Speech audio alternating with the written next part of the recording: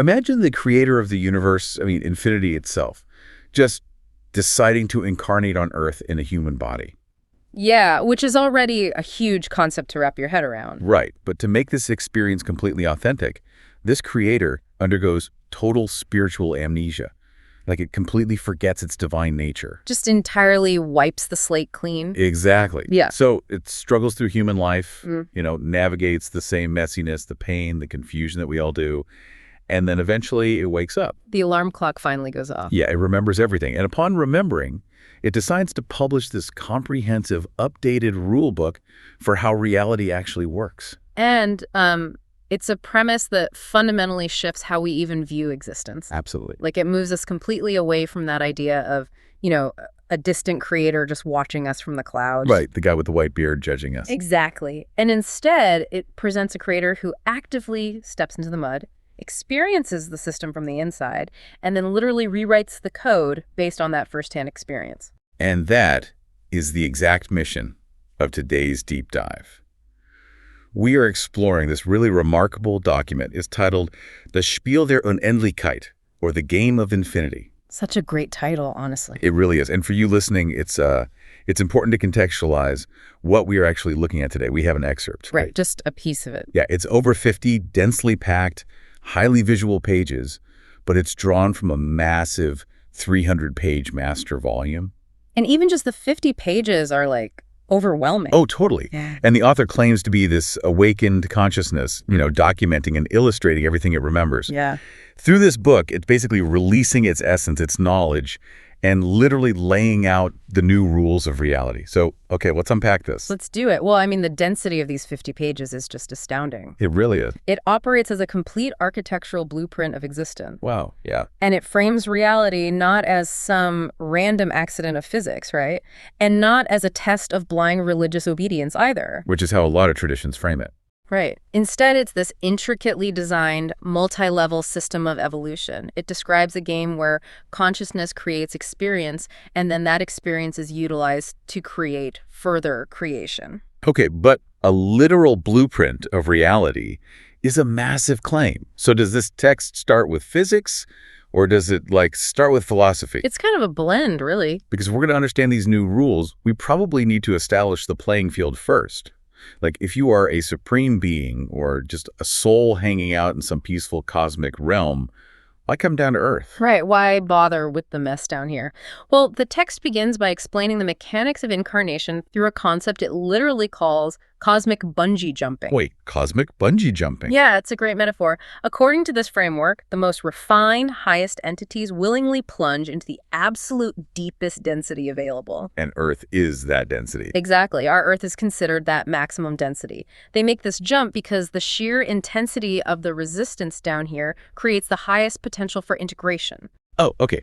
So the material world basically acts as like a cosmic centrifuge. That's an excellent way to visualize it, yeah. It just separates out the most dense, unresolved karmic material and just forces it straight to the bottom. The text actually uses the term sieve. It describes the material world as a sieve at the very bottom of the cosmos. A sieve. So stuff falls through. Right. Everything that is heavy, heavy with consequence, heavy with ego, unresolved trauma, or even malice, it all falls through the lighter, higher realms and just gathers at the bottom. Down here with us. Exactly. And to exist permanently in those higher realms, a soul requires a specific quality. The text calls it Trägfähigkeit. Trägfähigkeit. Okay, my German is a bit rusty, but that translates to load-bearing capacity, correct? The structural ability to hold weight. Yes, exactly that. It is the spiritual capacity to bear weight. To bear weight, right. To hold immense power and responsibility without collapsing into, corruption or ego. So it's spiritual muscle. Pretty much. You don't build load-bearing capacity by resting in some frictionless paradise. You build it by lifting weights. And Earth provides the ultimate gravitational weight. Okay, I understand the mechanism of resistance building strength. That makes total sense. Yeah. But I have a fundamental issue with the premise here. What's the issue? Well, if this world is just a cosmic centrifuge or a spiritual gym designed to build this load-bearing capacity, why the amnesia? Ah, right. The forgetting. Yeah. Why does the bungee jumper of the soul have to completely forget it is a divine, immortal entity? The text actually addresses this directly by looking at the nature of testing a structure. Okay. Like, how do you test the ultimate resilience and authenticity of a soul? If you enter a simulation knowing you are immortal, knowing that every consequence is temporary. Then your choices don't carry any true weight. Exactly. The stakes are entirely artificial. You just behave recklessly. Or, I mean, you wouldn't take the suffering of others seriously at all because, it's just an illusion. Precisely. Without the illusion of separation, without the complete forgetting of your divine origins, true free will and authentic experience are just impossible. Wow. Okay. That actually tracks. Think of it in terms of structural engineering. You cannot truly test a bridge's load-bearing capacity if the builder is secretly standing underneath it, right? Right, holding it up with their own hands. Yeah. You have to remove the support entirely to see if the structure holds on its own merits. The spiritual amnesia literally is the removal of that support. Okay, that is a wild perspective. So Earth is basically the ultimate unassisted stress test. Absolutely. But the author claims the rules of this specific test have recently been rewritten, right? Yes, they were altered. Because it's something referred to as a cosmic wager. So if Earth is the testing ground, what was broken about the old rules that actually required a rewrite? So the text explains that the old rules of reality were failing. They were leading to this severe stagnation. It describes a historical phase it calls the War of the Gods. The War of the Gods. Sounds intense. Very.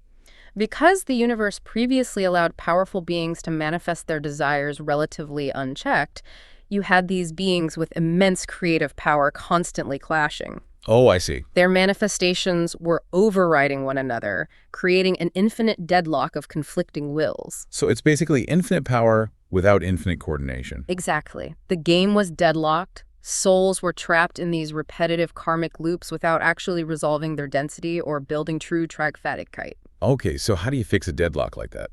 To rewrite reality and break the deadlock, one specific being, which the text refers to as the Christ way, had to make an impossible bet. This is the wager between heaven and world. Okay, let me guess. This entity had to jump into the centrifuge. Oh, but under the most extreme conditions possible. The wager required this being to incarnate into the absolute deepest density, completely devoid of safety nets, Wow. and successfully integrate all the pain, the darkness, and the resistance of the material world without breaking. They had to demonstrate perfect load-bearing capacity under maximum stress. And by winning this wager, this entity basically earned the administrative rights to update the source code of the universe. That's a great way to put it, yeah. The game evolved. And the way the text outlines this evolution is fascinating because it doesn't rely on vague mysticism. It lays out literal RPG mechanics for this newly updated reality. Yeah, the systematization is incredible. Like it introduces a dice system to categorize spiritual agency. Right. The author outlines 4 distinct levels of spiritual agency, categorized by dice, much like you would see in a tabletop role-playing game. Which is just so cool. It really is. Yeah. It starts with the D6, the 6-sided die. This represents the basic player level. Okay, so for you listening, think about how this applies to daily life. The D6 level sounds like foundational experience. It's learning basic cause and effect. Yes, very reactive. You touch a hot stove, you get burned. You act out of anger, you experience immediate social friction. It's navigating karma on a purely reactive day-to-day level. That is the D6 existence.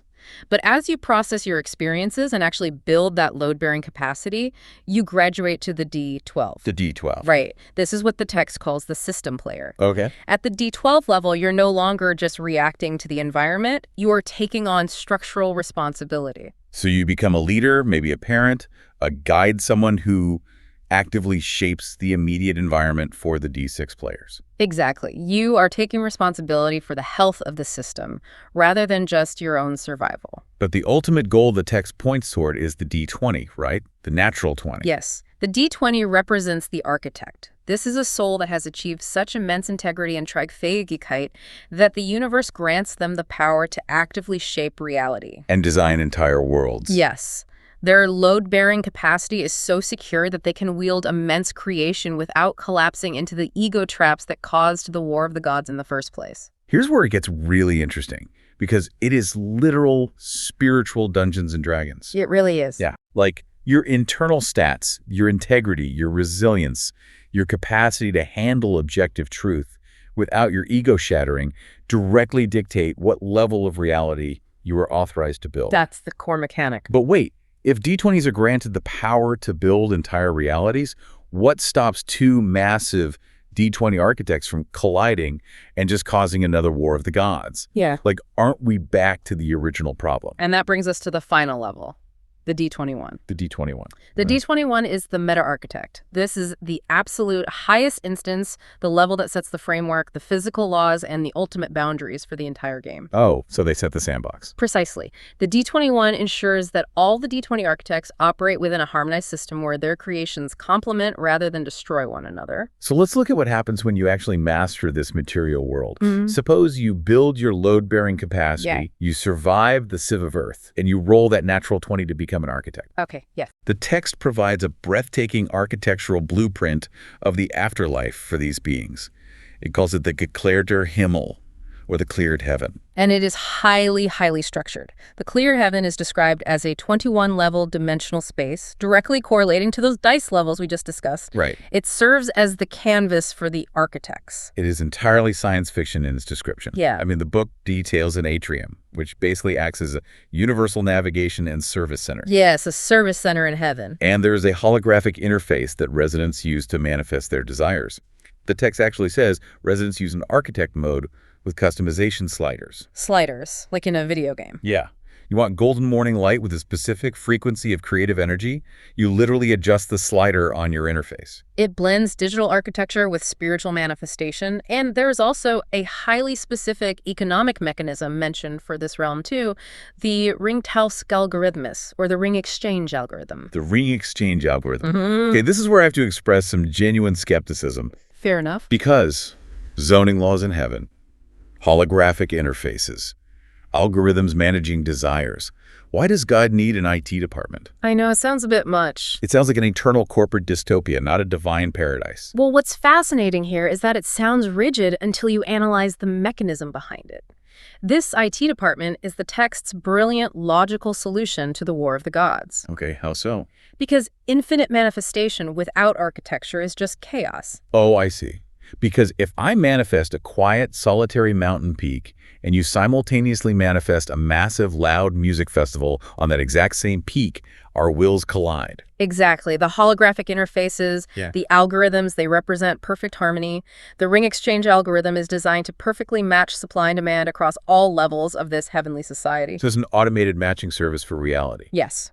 If you desire a specific experience and someone else is ready to move on from providing or experiencing that exact thing, the algorithm harmonizes those needs instantly. Wow. It eradicates scarcity mathematically rather than magically. So the bureaucratic structure isn't there to limit your freedom. It's there to ensure your manifested paradise perfectly integrates with the millions of other manifested paradises. Exactly. It is freedom bounded by absolute cosmic responsibility. Which is the core requirement of a D20 architect. You cannot have infinite freedom without infinite responsibility, or the whole system collapses again. Right.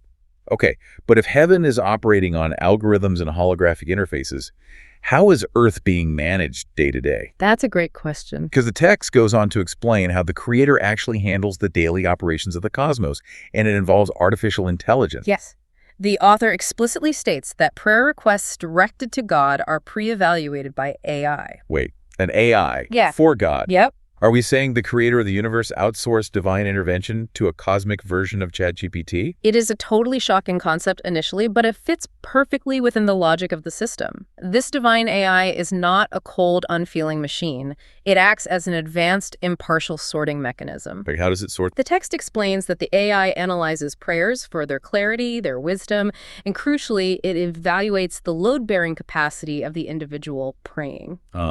So let's look at the mechanism of that. If I pray for a massive sudden windfall, say $1 billion or sudden immense political power, the AI evaluates my spiritual stats. Right, it runs the numbers. It looks at my D6 or D12 status and asks, does this person have the Tragfähigkeit to handle this much power without it destroying their soul or causing immense harm to others? And if the answer is no, the prayer is filtered out or modified. In this updated system, God absolutely refuses to be a micromanager. God is done micromanaging. Completely.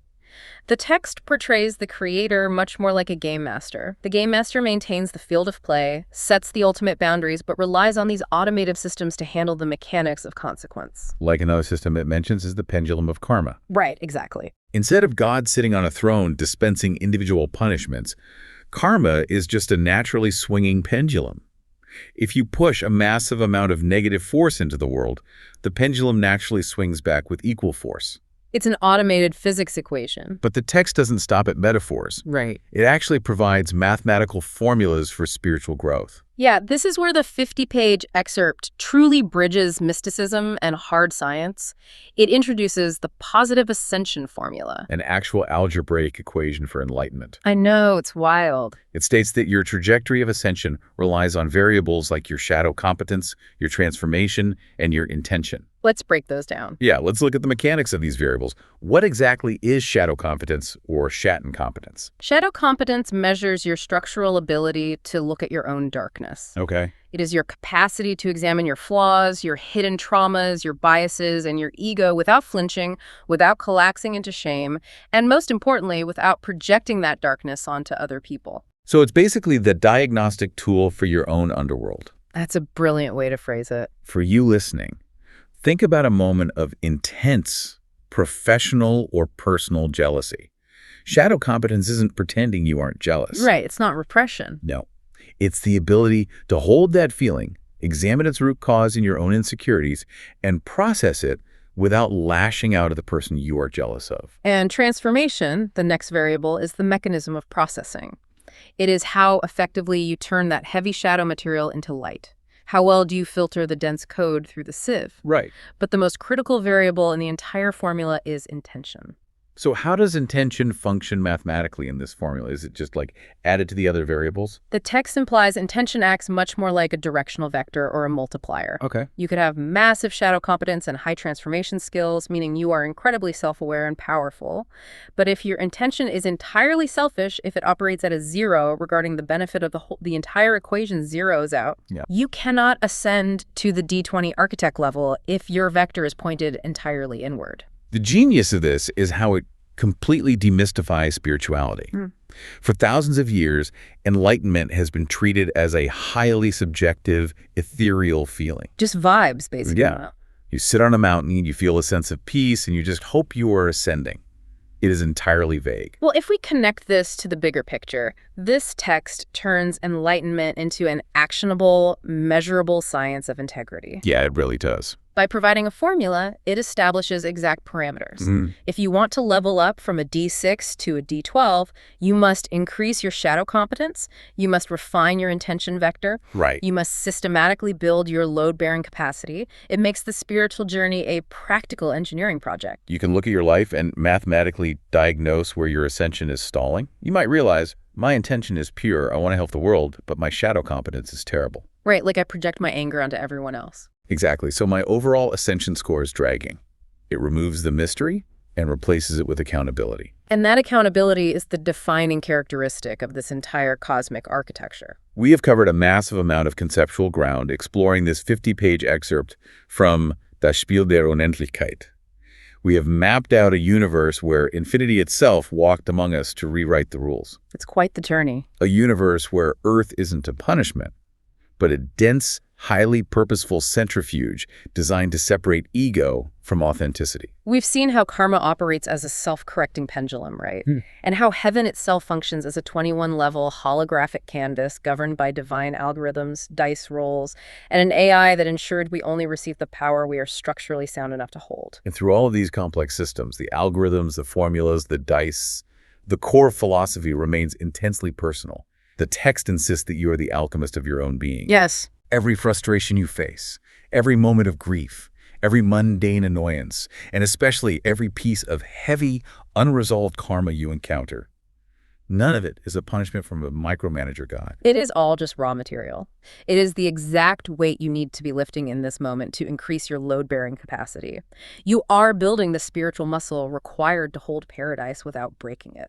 Which leaves us with one final thought to mull over as we close out this deep dive.